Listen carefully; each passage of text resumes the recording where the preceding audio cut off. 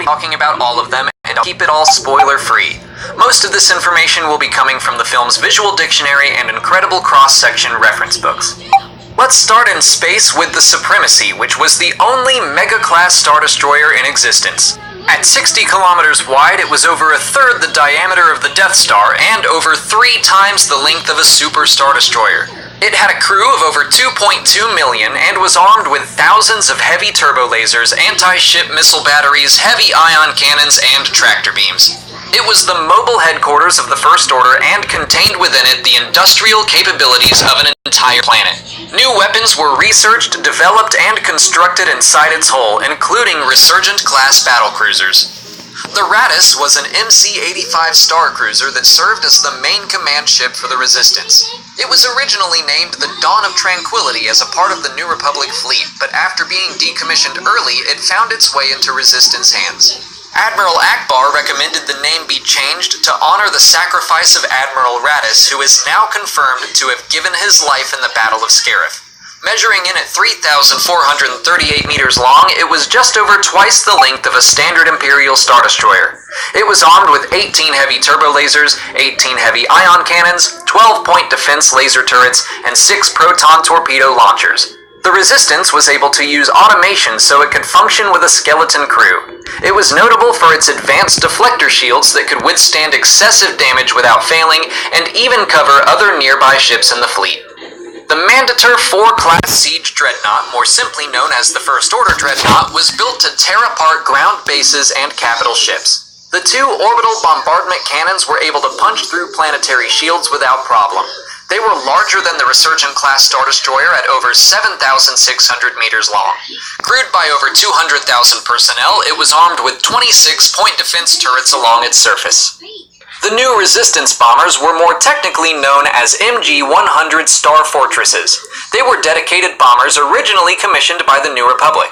The tall bombing magazine, or clip, was normally armed with 1,048 proton bombs, but could be repurposed for cargo drops. Since there was no gravity in space, the bombs were electromagnetically propelled out of the magazine.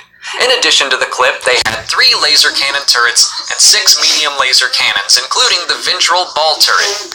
The bombers of Cobalt and Crimson Squadrons were on a mercy mission delivering supplies to a system in need during the Battle of Starkiller Base, but they were able to return to support the Resistance retreat from Dakar. The new A-Wing starfighter was the RZ-2, the next step in A-Wing design after the RZ-1 used by the Rebel Alliance. Like its predecessor, it was best known for its speed, but it had a more streamlined design providing more stability as well as more powerful sensors and jammers that were useful in reconnaissance missions. Another upgrade was given to the swiveling laser cannons that were known to frequently jam on the RZ-1. The RZ-2 was much more reliable and allowed pilots to fire on enemies behind them. The TIE Silencer was a prototype starfighter whose development history could be traced back to the TIE Defender used by the Galactic Empire. It was a hybrid fighter-bomber that was fast enough to take on enemy starfighters, but carried enough heavy weapons to break through the shields and armor of capital ships. Armed with 2 laser cannons, 2 heavy laser cannons, and warhead launchers hidden away in the wings, the Silencer was the next step in First Order engineering after the Special Forces TIE. It also had experimental stealth gear that could baffle sensors and tracking. It was equipped with a shield generator and a hyperdrive, much like the prototype TIE Advanced X-1 of the Galactic Empire. Kylo Ren continued the traditions of Imperials Volt Scarus and Darth Vader as an ace pilot responsible for testing new starfighters before their large-scale production. The Ninko was the flagship of Vice Admiral Holdo. Measuring in at 316 meters, it was a free Virgilia-class bunker buster corvette. It was armed with 2 heavy turbo laser turrets, 4-point defense turrets, 3 heavy plasma bombs, and 8 heavy ordnance pods.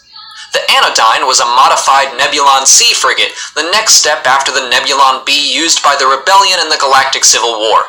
Despite being converted to a medical ship, the Resistance made sure to leave its military capabilities intact. At over 500 meters in length, it was armed with 10 heavy turbo lasers, 6-point defense turrets, 2 proton torpedo launchers, and could carry a full starfighter wing.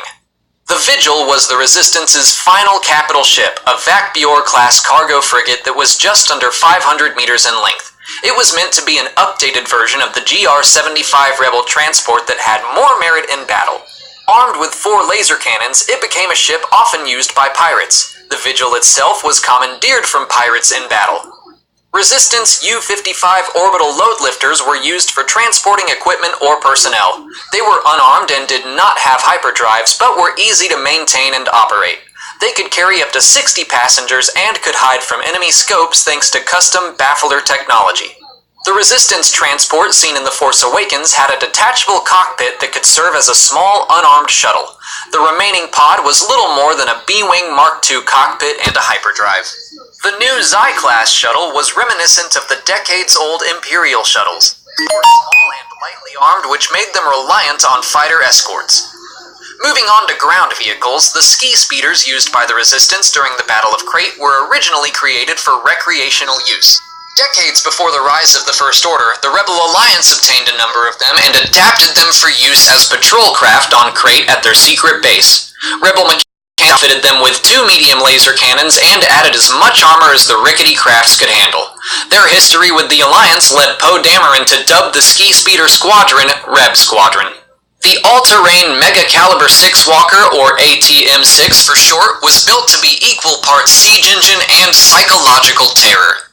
Nearly twice as tall as the Imperial AT-AT, its reinforced legs could not only withstand the recoil of the massive Mega Caliber 6 turbo laser, but had reinforced armor that included cable cutters to address the faults of the Imperial model.